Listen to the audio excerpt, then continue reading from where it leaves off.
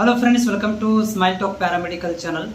Friends, ನಾನು just ಒಂದು ನಿನ್ನೆ ಈವ್ನಿಂಗಲ್ಲಿ ಇನ್ಸ್ಟಾಗ್ರಾಮ್ ನೋಡ್ತಾ ಇದ್ದೆ. ನನ್ನ ಇನ್ಸ್ಟಾಗ್ರಾಮನ್ನು ನೋಡಬೇಕಾದ್ರೆ ಒಂದು ವಿದ್ಯಾರ್ಥಿ ನನಗೆ ಒಂದು ಇನ್ಸ್ಟಾಗ್ರಾಮನ್ನು ರೀಲ್ಸನ್ನು ಶೇರ್ ಮಾಡಿದರು. ಅದು ನ್ಯೂಸ್ ಚಾನಲ್ ಆಗಿತ್ತು ರೀ. ನ್ಯೂಸ್ ಚಾನಲ್ಲಿ ಬರುವಂಥ ಒಂದು ಆರ್ಟಿಕಲ್ ಆಗಿತ್ತು. ಅದರ ಬಗ್ಗೆ ನಾನು ಈ ವಿಡಿಯೋದಲ್ಲಿ ಡಿಸ್ಕಷನ್ ಮಾಡ್ತಾ ಇದ್ದೇನೆ. ನಾನು ಟೈಟಲ್ ಕೂಡ ನಿಮ್ಗೆ ಹಾಕಿದ್ದೆ. ಏನು ನರ್ಸಿಂಗ್ ಒಂದು ಅಭ್ಯರ್ಥಿ ಇದ್ದಾರೆ, ಅವರು ಒಂದು ಕಂಪ್ಲೇಂಟ್ ಕೇಳಿ ಬಂದಿದೆ ಅವ್ರ ಮೇಲೆ. ಏನು ಕಂಪ್ಲೇಂಟ್ಪ ಅಂತಂದರೆ, ಅವರು ಇದ್ರ ಪ್ರಕಾರ ನ್ಯೂಸ್ ಚಾನಲ್ ಪ್ರಕಾರ ಅವರು ಹಾಸ್ಪಿಟ್ಲಲ್ಲಿ ನರ್ಸ್ ಕೆಲಸ ಮಾಡ್ತಾರೆ, ಮನೆಗೆ ಬಂದ ಮೇಲೆ ಡಾಕ್ಟ್ರ್ ಕೆಲಸ ಮಾಡ್ತಾ ಇದ್ದಾರೆ, ಪೇಷಂಟ್ಗೆ ಟ್ರೀಟ್ಮೆಂಟ್ ಮಾಡ್ತಾ ಇದ್ದಾರೆ ಅಂತೇಳಿ. ಸೊ ಇದು ಎಲ್ಲ ನಮ್ಮ ಕರ್ನಾಟಕದಲ್ಲಿ ಆಲ್ಮೋಸ್ಟ್ ಗೊತ್ತಿಲ್ಲದಂಗೆ ನಡೀತಾ ಇದೆ ರೀ. ಭಾಳ ಫೇಕ್ ಡಾಕ್ಟರ್ಸ್ಗಳು ಅದಾರ ಇಂಥವ್ರು. ನರ್ಸಿಂಗ್ ಮಾಡಿ ಹಳ್ಳಿಗಳಲ್ಲಿ ಡಾಕ್ಟರ್ ಅಂತೇಳಿ ಸುಳ್ಳು ಹೇಳಿ ಮೆಡಿಸಿನ್ಗಳನ್ನು ಕೊಡುವಂಥದ್ದು. ಅದು ಆ ಥರ ಪರ್ಮಿಷನ್ ಇಲ್ಲ ರೀ. KMC ಪರ್ಮಿಷನ್ ಇಲ್ಲ ರೀ. ಆ್ಯಕ್ಚುಲಿ ಡಾಕ್ಟರ್ ಆದರೂ ಎಲಿಜಿಬಲ್ ಇದ್ದವ್ರೆ ಏನು ಮಾಡಬೇಕು, ಮೆಡಿಸಿನ್ಗಳನ್ನು ಕೊಡಬೇಕಂತಿದೆ. ಬಟ್ ಜನ ಏನು ಮಾಡ್ತಾ ಇದ್ರಪ್ಪ, ಅದ್ರ ಬಗ್ಗೆ ತಲೆ ಕೆಡಿಸ್ಕೊಂತ ಇಲ್ಲ. ಯಾರೋ ಇರಲಿ, ಒಟ್ಟು ನಮ್ಗೆ ಆರಾಮಾದ್ರೆ ಸಾಕಂತೇಳಿ ಅವ್ರ ಹತ್ರ ಹೋಗಿ ಇದನ್ನು ಇಂಜೆಕ್ಷನ್ನು ಅಥವಾ ಮೆಡಿಸಿನ್ಗಳನ್ನು ತೊಗೊಂಡ್ಬಂದು ಬಿಡ್ತಾರೆ. ಅದು ಮುಂದೆ ಏನಾಕತ್ತು ದೇವ್ರಿಗೆ ಗೊತ್ತು. ಬಟ್ ಈ ಒಂದು ವಿಡಿಯೋ ಬಗ್ಗೆ ನಾನು ಡಿಸ್ಕಷನ್ ಮಾಡಬೇಕಾಗಿದೆ. ಯಾಕಂತಂದರೆ ಮುಂದಿನ ದಿನಗಳಲ್ಲಿ ನಮ್ಮ ಪ್ಯಾರಾಮೆಡಿಕಲ್ ವಿದ್ಯಾರ್ಥಿಗಳು ಕೂಡ ಎದ್ದು ಕುಂದಿರ್ಬೋದು. ಆ ನರ್ಸಿಂಗ್ನವ್ರು ಮಾಡಿದ ಮೇಲೆ ನಾವು ಪ್ಯಾರಾಮೆಡಿಕಲ್, ನಾವು ಹಾಸ್ಪಿಟ್ಲ್ನಾಗ ಕೆಲಸ ಮಾಡಿ ಬಂದೀವಿ, ನಾವು ಡಾಕ್ಟರ್ ಆಗ್ತೀವಿ ಅಂತೇಳಿ. ಬಟ್ ಆ ಥರ ಇಲ್ಲರಿ. ನರ್ಸಿಂಗ್ ಆಗಲಿ ಪ್ಯಾರಾಮೆಡಿಕಲ್ ಆಗಲಿ ಅವರಿಗೆ ಯಾವುದೇ ಥರಂಥ ರೂಲ್ಸ್ ಇಲ್ಲ. ಅವರು ಡಾಕ್ಟರ್ ಆಗಿ ಕೆಲಸ ಮಾಡ್ಬೇಕಂತೇಳಿ. ಅವ್ರಿಗೆ ಎಕ್ಸ್ಪೀರಿಯನ್ಸ್ ಇರ್ಬೋದು, ಅವರು ಒಳ್ಳೆ ಮೆಡಿಸಿನ್ಗಳನ್ನು ಕೊಡ್ತಿರ್ಬೋದು. ಅದು ಮನೆಗೆ ಮಾತ್ರ ಸೀಮಿತ ಹೌದ್ರಿ, ತಮ್ಮ ಫ್ಯಾಮಿಲಿಗೆ ಮಾತ್ರ ಸೀಮಿತವಾಗಿ ಇಟ್ಕೋಬೇಕ್ರಿ. ಅದರ ಸೊಸೈಟಿಗೆ ಅದರಿಂದ ಒಂದು ತಪ್ಪು ಸಂದೇಶ ಹೋಗ್ತದೆ ರೀ. ಯಾಕಂತಂದ್ರೆ ಈ ನಾರ್ಮಲ್ ಬರೀ ಜಸ್ಟ್ 6 ತಿಂಗಳದ್ದು ನರ್ಸಿಂಗ್ ಕೋರ್ಸ್ ಮಾಡಿದವರು, ಅದ್ರ ಹೋಮ್ ನರ್ಸಿಂಗ್ ಮಾಡಿದವರು ಮೆಡಿಸಿನ್ ಕೊಡ್ತಾರೆ ಹಂಗಂತೇಳಿ ಡಾಕ್ಟರ್ ಅಲ್ರಿ. ಅವರು ಫಾಲೋಅಪ್ ಮಾಡ್ತಿರ್ತಾರೆ. ಅವ್ರಿಗೆ ಎಕ್ಸಾಕ್ಟ್ಲಿ ಆ ಮೆಡಿಸಿನ್ಸ್ ಬಗ್ಗೆ ಓದಿರಂಗಿಲ್ಲ. ಡಾಕ್ಟರ್ಗಳು ಓದಿರ್ತಾರೆ, ತಿಳ್ಕೊಂಡಿರ್ತಾರೆ. ಆದ್ರೆ ನರ್ಸಿಂಗ್ನವ್ರ ಎಕ್ಸ್ಪೀರಿಯನ್ಸ್ ಇರುತ್ತೆ ನಿಜ, ಅದರ ಮೆಕ್ಯಾನಿಸಮ್ ಗೊತ್ತಿರಂಗಿಲ್ಲ ರೀ. ಈ ವಿಡಿಯೋ ನೋಡ್ಬೇಕಾದ್ರೆ ನಾನು ಇಲ್ಲಿ ಕಾಮೆಂಟ್ಗಳನ್ನು ಓದ್ತಾ ಇದ್ದೀರಿ. ನಾನು ನಿಮಗೆ ಒಂದೊಂದಾಗಿ ಇಲ್ಲಿ ಕಾಮೆಂಟ್ ಎಷ್ಟು ಚಂದ ಹಾಕ್ಯಾರ ನೋಡ್ರಿ ಕಾಮೆಂಟ್ಗಳು ಅಂತೇಳಿ. ವಿಚಿತ್ರ ಆಗಿದ್ದು, ನಾವು ಕಾಮೆಂಟ್ ಓದಿದೆ, ಅದನ್ನು ನಿಮ್ಮ ಜೊತೆಗೆ ಶೇರ್ ಮಾಡ್ತಾ ಇದ್ದೀನಿ. ಯಾರು ಅಭ್ಯರ್ಥಿಗಳು ಚಾನಲ್ಗೆ ಹೊಸಬರಿದ್ದೀರಿ, ನಮ್ಮ ಚಾನಲ್ ಹೊಸದಾಗಿ ಫಸ್ಟ್ ಟೈಮ್ ನೋಡ್ತಾ ಇದ್ದೀರಿ, ನಿಮಗೆ ವಿಡಿಯೋಗಳು ಇಷ್ಟ ಅನಿಸಿದ್ರೆ ನಮ್ಮ ಚಾನಲ್ ಸಬ್ಸ್ಕ್ರೈಬ್ ಮಾಡಿ ಸಪೋರ್ಟ್ ಮಾಡ್ಕೊರಿ. JNM ನರ್ಸಿಂಗು ಪ್ಯಾರಾಮೆಡಿಕಲ್ ವಿವಿಧ ಕೋರ್ಸ್ಗಳ ಮಾಹಿತಿಗಳನ್ನು ಕೊಡ್ತೀವಿ. ಇದು ನೋಡ್ರಿ, ಒಂದು ಕಾಮೆಂಟ್ ಇದೆ ರೀ. ಅಯ್ಯೋ, ಅವರಿಗೆ ಡಾಕ್ಟರ್ಗಿಂತ ಹೆಚ್ಚು ನಾಲೆಜ್ ಇರುತ್ತೆ. ಜನರಿಗೆ ಅವರ ಟ್ರೀಟ್ಮೆಂಟ್ ಕೊಡಬಹುದು. ಆಸ್ಪತ್ರೆಗಳಲ್ಲಿ ಸಮಯಕ್ಕೆ ಸರಿಯಾಗಿ ವೈದ್ಯರು ಸಿಗದೇ ಇದ್ದಲ್ಲಿ ಇವರೇ ಆ ಔಷಧೋಪಚಾರ ಮಾಡಿ ಎಷ್ಟೋ ಜನ ಜೀವನ ಉಳಿಸಿದ್ದಾರೆ. ಇವರು ಎಷ್ಟು ಎಕ್ಸ್ಪೀರಿಯನ್ಸ್ ಇರುತ್ತೆ, ಅವರು ಸಹ ವೈದ್ಯರಷ್ಟೇ ಓದಿರ್ತಾರೆ, ಅದು ನಮಗೆ ಗೊತ್ತಿರಲ್ಲ ಅಷ್ಟೇ. ನರ್ಸಿಂಗ್ ಅಂದರೆ ಬರೀ ಇಂಜೆಕ್ಷನ್ ಕೊಡೋದಷ್ಟೇ ಕಲಿತಿರಲ್ಲ. ಅವರು ಪ್ರತಿಯೊಂದು ಕಾಯಿಲೆಗಳ ಬಗ್ಗೆ ಓದಿರ್ತಾರೆ ಮತ್ತು ಎಮರ್ಜೆನ್ಸಿ ಲೈಫ್ ಸೇವಿಂಗ್ಸ್ ಬಗ್ಗೆ ಸಹ ಅವರಿಗೆ ವೈದ್ಯರಷ್ಟೇ ನಿಖರವಾಗಿ ಗೊತ್ತಿರುತ್ತೆ. ಎಷ್ಟೋ ಜನ ಡಾಕ್ಟರ್ಗೆ ಡೆಲಿವರಿ ಮಾಡೋಕ್ಕೆ ಬರಲ್ಲ, ಅದನ್ನು ನೋಡೋದು ಈ ನರ್ಸೆ. ಇವು ಅರ್ಥ ತಿಳ್ಕೊಂಡು ಪೋಸ್ಟ್ ಮಾಡಬೇಕು, ಮಾಡಬೇಡಿ ಹೋಗಿ ಅಂದರೆ ಇವ್ರು ಏನು ಹೇಳ್ತಾ ಇದ್ರಪ್ಪ ಅಂತಂದರೆ ಸಮ್ಮತಿ ಮಾಡ್ಕೊತಿದ್ದಾರೆ. ಅಂದರೆ ನರ್ಸಿಂಗ್ನವರು ಇಂಜೆಕ್ಷನ್ ಮಾಡ್ಬೋದು, ಹಾಸ್ಪಿಟ್ಲ್ ಅಂದ್ರೆ ಡಾಕ್ಟರ್ ಥರ ಮಾಡ್ಬೋದು ಅಂತೇಳಿ. ನಿಜ ರೀ, ಇವರು ಹಾಸ್ಪಿಟ್ಲ್ನಾಗ ಕೆಲಸ ಮಾಡ್ತಾರೆ ನಿಜ. ಆದರೆ ಇವರು ಡಾಕ್ಟರ್ಗಳ ಅಸಿಸ್ಟೆಂಟಾಗಿ ಕೆಲಸ ಮಾಡ್ತಾರೆ. ಡಾಕ್ಟರ್ಗಳು ಬರೆದು ಹೋಗಿದ್ದನ್ನು ಇವ್ರು ಕೊಡ್ತಿರ್ತಾರೆ ಡೈರೆಕ್ಟ್ಲಿ. ಇನ್ನೂರಿಗೆ ಕೂಡ ಡೈರೆಕ್ಟ್ಲಿ ಏನು ಮಾಡಿದಪ್ಪ ಅಂತಂದ್ರೆ ಡಾಕ್ಟರ್ ಇಲ್ಲದೇನೆ ಎಮರ್ಜೆನ್ಸಿ ಮಾಡಿರ್ಬೋದು. ಎಮರ್ಜೆನ್ಸಿ ಡ್ರಗ್ ಬಗ್ಗೆ ಈಗ ಎಲ್ಲ ಕಡೆ ಬಂದಿದೆ. ಇವನ್ ಪ್ಯಾರಾಮೆಡಿಕಲ್ ಕೂಡ ಎಮರ್ಜೆನ್ಸಿ ಡ್ರಗ್ ಬಗ್ಗೆ ಹೇಳ್ತಾ ಇದ್ದಾರೆ. ಆದ್ರೆ ಅವರು ಡಾಕ್ಟರ್ ಆಗ್ಲಿಕ್ಕೆ ಸಾಧ್ಯ ಇಲ್ಲ. ಆಮೇಲೆ ಡಾಕ್ಟರ್ಗಳ ಏನದಾರ, ಡಾಕ್ಟರ್ ಅದಾರ್ರಿ, ನರ್ಸ್ಗಳ ಒಂದು ಕಂಡೀಷನ್ ಇದಾವೆ. ಇವ್ರು ಏನಂತ ಎಕ್ಸ್ಪೀರಿಯನ್ಸ್ ಮೇಲೆ ಹೇಳ್ತಾ ಇದ್ದಾರೆ ಮಾಡ್ಬೋದು ಅಂತೇಳಿ. ಆದ್ರೆ ಲೀಗಲಿ ಇಲ್ರಿ, ತಪ್ಪಾಕತ್ರಿ ಅದು.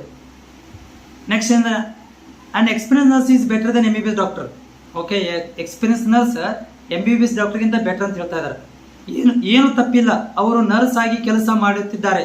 ಬೇರೆ ಕಡೆ 10ನೇ ತರಗತಿ ಆಗಿರೋರು ಡಾಕ್ಟರ್ ಆಗಿದ್ದಾರೆ. ನರ್ಸ್ ಆಗಿರೋದ್ರಿಂದ ಆಲ್ಮೋಸ್ಟ್ ಗೊತ್ತಿರುತ್ತೆ ನೋಡ್ರಿ. ನರ್ಸ್ ಆಗಿ ವರ್ಕ್ ಮಾಡ್ತಿದ್ದಾರೆ. ನಮ್ಮ ಊರ ಸೈಡ್ ITI ಮುಗಿಸಿ ಡಾಕ್ಟರ್ ಆಗಿದ್ದಾರೆ. ಡೆಲ್ಲಿಗೆ ಬಂದು ITI ಮುಗಿಸ್ಕೊಂಡು ಡಾಕ್ಟರ್ ಆಗಿದ್ದಾರಂತೆ. ಕಾಮೆಂಟ್ ಹೆಂಗದ ನೋಡ್ರಿ. ಎಲ್ಲ ಕಡೆ ಈ ವರ್ಷದಿಂದ CHO ಅಂತ ಇದ್ದಾರೆ. ಅವರೆಲ್ಲ ಟ್ರೀಟ್ಮೆಂಟ್ ಕೊಡ್ತಾರೆ. 4-5 ಹಳ್ಳಿಗಳೇ ಒಬ್ಬರೇ, ಏನು ತಪ್ಪಿಲ್ಲ ಬಿಡಿ. ನೋಡ್ರಿ, CHO ಆದವರಿಗೆ 100ರಿಂದ 107 ಮೆಡಿಸಿನ್ಗಳನ್ನು ಕೂಡ ಅವರಿಗೆ ಕೊಡಬೇಕಂತಿದ್ದಾರೆ. ಆದರೆ ಅವರು ಎಮರ್ಜೆನ್ಸಿ ಕಂಡೀಷನ್ಸ್ಗಳಲ್ಲಿ ಆಪರೇಷನ್ ಮಾಡೋ ಹಾಗಿಲ್ಲ, ಹೌದ್ರಿ. ಆಮೇಲೆ ಅವರು ಸರ್ಜರಿಗಳನ್ನು ಮಾಡೋ ಹಾಗಿಲ್ಲ, ಸಿಜರಿನ್ಗಳನ್ನು ಮಾಡುವಾಗಿಲ್ಲ ಅಂತಿದೆ. ಅಯ್ಯೋ, ನಮ್ಮ ಉತ್ತರ ಕರ್ನಾಟಕದ ಎಷ್ಟೋ ಹಳ್ಳಿಗಳಲ್ಲಿ ಇಂಥವರೇ ಡಾಕ್ಟರ್.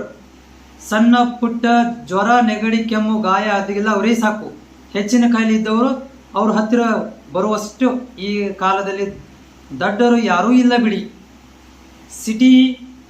ಸಿಟಿ ಕಡೆ ಸ್ಪೆಷಲಿಸ್ಟ್ ಕಡೆ ಇರ್ತಾರೆ.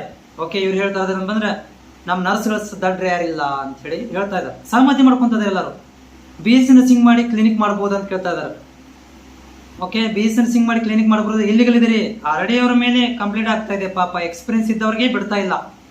ಇದರಲ್ಲಿ ತಪ್ಪೇನಿಲ್ಲ. ಎಲ್ಲ ಚಿಕ್ಕ ಚಿಕ್ಕ ಹಾಸ್ಪಿಟಲ್ಗಳಲ್ಲಿ 4:30 PM ಡಾಕ್ಟರ್ ಇರಲ್ಲ. ಆ ಊರಿಗೆ ಜನರಿಗೆ ನಂಬಿಕೆ. ನೋಡ್ರಿ, ಇವರೆಲ್ಲ ಸಹಮತಿ ಮಾಡ್ಕೊಂತಿದ್ದಾರೆ. ಮತ್ತೆ ನೋಡ್ರಿ, ದೇರ್ ಈಸ್ ನಥಿಂಗ್ ರಾಂಗ್. ನೋಡ್ರಿ, ನಥಿಂಗ್ ರಾಂಗ್. ಡಾಕ್ಟರ್ಗಿಂತ ಬೆಟರ್ ನಾಲೆಜ್ ಇದೆ, ಎಕ್ಸ್ಪೀರಿಯನ್ಸ್ ಇರುತ್ತೆ ನರ್ಸ್ಗಳಿಗೆ. ಓಕೆ, ನರ್ಸ್ಗಳು ಡಾಕ್ಟರ್ಗಿಂತ ಒಳ್ಳೆ ನಾಲೆಜ್ ಇರುತ್ತೆ ಅಂತ ಸಹಮತಿ ಮಾಡ್ಕೊತಿದ್ದಾರೆ. ಸದ್ಯ ಅವರು ಚಿಕಿತ್ಸೆ ಮಾಡ್ತಾ ಇದ್ದಾರಲ್ಲ, ಅದಕ್ಕೆ ಖುಷಿ ಪಡಬೇಕು. MBBS ಓದಿರೋ ಡಾಕ್ಟರಿಗೆ ಇವರು ಮೇಲು, ರೋಗಿಗಳ ಕಾಪಾಡುವ ಖುಷಿ ಪಡಬೇಕು. ನೋಡ್ರಿ, MBBSಗಿಂತ ಇವರು ಮೇಲು. ಜನ ಕಾಮೆಂಟ್ ಯಾತ್ರೆ ಬರ್ತಾ ಇದೆ. ತಪ್ಪಲ್ಲ. ರಾಜ್ಯದಲ್ಲಿ ವೈದ್ಯಕೀಯ ರಂಗದಲ್ಲಿ ಬಗ್ಗೆ ಏನೂ ಗಂಧ ಗಾಳಿ ಗೊತ್ತಿಲ್ಲದವರು ಪ್ರಾಕ್ಟೀಸ್ ಮಾಡ್ತಾ ಇದ್ದಾರೆ. ಇದನ್ನ ತಡೆಗಟ್ಟಿ. ಇದು ತಪ್ಪಲ್ಲ, ಆದ್ರೆ ಏನು ಗೊತ್ತಿಲ್ಲದವ್ರು ಪ್ರಾಕ್ಟೀಸ್ ಮಾಡಕ್ ಕುಂತಾರ. ಇದನ್ನ ನೀವು ತಡೆಗಟ್ಟಬೇಕು. 7ನೇ ಪಾಸ್ ಆದವ್ರು ಕೂಡ ಮಾಡ್ತಾ ಇದಾರೆ ಅಂತ ಹೇಳ್ತಾ ಇದಾರೆ ನೋಡ್ರಿ ಇವರೆಲ್ಲ. ಓಕೆ, ನೋಡ್ರಿ, ಸೇಮ್ ರಿಪೀಟ್ ಆಗ್ತಾ ಇದ್ದೇವೆ. ಏನು ತಪ್ಪಿಲ್ಲ. ನರ್ಸಿಂಗ್ ಆಗಿ ಕೆಲಸ ಮಾಡ್ತಿದ್ದಾರೆ. 10ನೇ ತರಗತಿ ಡಾಕ್ಟರ್ ಆಗಿದ್ದಾರೆ. ನರ್ಸಿಂಗ್ ಆಗಿ ವರ್ಕ್ ಮಾಡ್ತಿದ್ದಾರೆ. ನಮ್ಮ ಊರ ಸೈಡ್ IT ದವರು. ಓಕೆ, ಪದೇ ಕಾಮೆಂಟ್ಗಳು ಬರ್ತಾವೆ. ಬ್ರೋ, ಮಾಡೋದು ಏನು ತಪ್ಪಿಲ್ಲ. ಸರ್ಕಾರಿ ಸರಿಯಾಗಿ ತಿಳಿದು ಸಂಬಳ ಹಾಕಿದರೆ ಮತ್ತು ಹೆಚ್ಚು ಮಾಡಿದರೆ ಯಾರು ಈ ತರ ಮಾಡೋಕೆ ಹೋಗಲ್ಲ. ನೋಡ್ರಿ, ಇವ್ರು ಕರೆಕ್ಟ್ ಹೇಳ್ತಾ ಇದ್ದಾರೆ. ಅಂದ್ರೆ ಸರ್ಕಾರ ಕರೆಕ್ಟ್ ತಿಳ್ಕೊಂಡು ಅವ್ರಿಗೆ ಟೈಮ್ ಅವ್ರಿಗೆ ಸಂಬಳಗಳನ್ನ ಹೆಚ್ಚಿಗೆ ಮಾಡಿದ್ರೆ ಈ ತರ ಕೆಲಸ ಮಾಡಕ್ ಹೋಗುದಿಲ್ಲ. ಇವಾಗ ಇವರು ಮಾಡಿದ್ರು ಏನೋ ದೊಡ್ಡ ರಿಸ್ಕ್ ಇರೋರನ್ನ ನೋಡುತ್ತಿಲ್ಲ. ಓನ್ಲಿ ಜ್ವರ, ನೆಗಡಿ, ಕೆಮ್ಮು, ನೋವು ತರ ನೋಡಿ 100 ಇರೋರು ಇಸ್ಕೋತಾರೆ. 100-200 ಇಸ್ಕೊಂತಾರೆ. ಏನು 1000 ಏನಲ್ಲ. ನೀವು ಯಾಕೆ ಈ ತರ ನವರು ಅಂತ ನ್ಯೂಸ್ ಕೇಳ್ತಾ ಇದಾರೆ. ಇವರೇನು ಪಾಪ ತಪ್ಪೇನು ಮಾಡ್ತಾ ಇಲ್ಲ. ಬರೀ 200-200 ಜ್ವರ, ಕೆಮ್ಮಡಿಗೆ ಗುಳಿಗಳನ್ನ ಕೊಡ್ತಾ ಇದಾರ. ಇವರೇನು ತಪ್ಪು ಮಾಡ್ತಾ ಇದಾರ? Well, but why collect the information but correct ministers. ಇವರು ಮಿನಿಸ್ಟರ್ ಬಗ್ಗೆ ಹೋದ್ರು. ಇಂಥ ಕೇಸ್ ಬೆಂಗಳೂರಲ್ಲಿ ಜಾಸ್ತಿ ಇದಾವೆ. ಬಟ್ ಇವರೆಲ್ಲ ತಿಂಗಳಿಗೆ ಎಷ್ಟು ಅಂತ ಮಾಮೂಲಿ ಕೊಟ್ಕೊಂಡು ಬಿಂದಾಸ ಕ್ಲಿನಿಕ್, ಹಾಸ್ಪಿಟಲ್ ಅಂತ ಬದುಕವ್ರೆ. ಕಾಸು ಇದ್ದವನೇ ಬಾಸು. ನೋಡ್ರಿ ಯಾವ ರೀತಿಯಾಗಿದೆ. ಡಾಕ್ಟರ್ ನೋಡ್ರಿ, ನೆಕ್ಸ್ಟ್ ಏನಪ್ಪ ಕಾಮೆಂಟ್ ಅಂದ್ರೆ, ಇಲ್ಲಿ ಡಾಕ್ಟರ್ ಇಲ್ಲದ, ಡಿಗ್ರಿ ಇಲ್ಲದ ಡಾಕ್ಟರ್, ಲೈಸೆನ್ಸ್ ಇಲ್ಲದ ಕ್ಲಿನಿಕ್, ಜೀವಕ್ಕೆ ಗ್ಯಾರಂಟಿ ಯಾರು ಕೊಡ್ತಾರೆ? ನರ್ಸ್ ಅಕ್ಕ, ನಿಮ್ಮ ಸೇವೆ ಆಸ್ಪತ್ರೆ ಮೀಸಲಿಡಿ. ಡಾಕ್ಟರ್ ಆಟ ಬೇಡ. ನೀವು ಇಲ್ಲಿ ನೋಡ್ರಿ, ಇಲ್ಲಿ ಜೀವಕ್ಕೆ ಯಾರು ಇದನ್ನ ಕೊಡ್ತಾರ? ನಿಮ್ದು ಏನಿದ್ರು ಡಾಕ್ಟರ್ ಹಾಸ್ಪಿಟ್ಲಿಗೆ ಮೀಸಲಿಡ್ರಿ. ಡಾಕ್ಟರ್ ಆಗಿ ಆಟ ಆಡಕ್ ಹೋಗ್ಬೇಡ್ರಿ ಅಂತ ಇವ್ರು ಹೇಳ್ತಾ ಇದಾರೆ. ನಮ್ಮ ಫ್ರೆಂಡ್ BA ಮಾಡಿ ಡಾಕ್ಟರ್ ಆಗಿದ್ದಾನೆ. ನೋಡಿ ಕಾಮೆಂಟ್ ಯಾವ ರೀತಿ ಬರ್ತಾವ. ಓಹೋ, ಇದ ವಿಷಯ. ಹಲೋ ನರ್ಸಮ್ಮ, ಇದೇ ನಮ್ಮ ಹೊಸ ಡಾಕ್ಟರ್ ವೇಷ. ಇದು ಯಾವಾಗ ಯಾರ ಇಟ್ಟರು? ಸೋತೋಸ್ಕೋಪ್ ಚಿಕ್ಕ ಕಳ್ಳಿ. ಓಕೆ, ಹೇ ಇವಳು ಡಾಕ್ಟ್ರ ಯಪ್ಪ ಶಿವನ ಅಂತ ಈ ತರ ಬರ್ತಾ ಇದಾವ. ಕಾಮೆಂಟ್ ಅದಾವ್ರಿ. ಓಕೆ, ಕಾಮೆಂಟ್ಸ್ಗಳು ಅದಾವ್ರಿ.